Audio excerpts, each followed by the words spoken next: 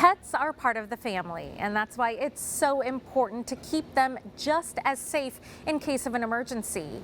Here's some tips to keep our furriest little friends safe in our homes.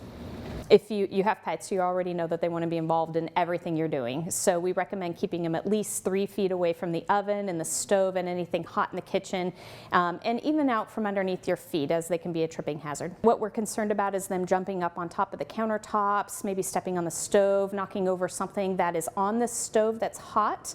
That can either create burns to you or to them, or maybe even perhaps starting a fire. Some of the other hazards within a home, you have extension cords, lamps, space heaters, candles.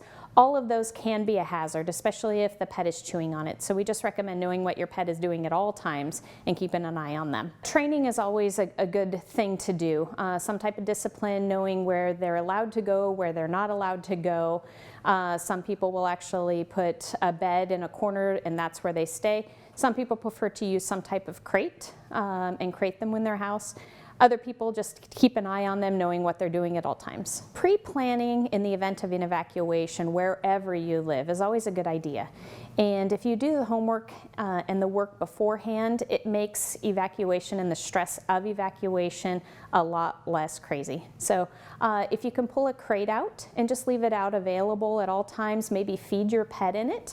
They get used to the crate, they get used to it, being around it. If you don't have a crate and you're forced to evacuate in an emergency and you have a small pet, think outside the box. Maybe grab some type of pillowcase and put the pet in a pillowcase and tie the top. Either your pet is secure, and a lot of times when they can't see, they're a lot more calm and less stressed.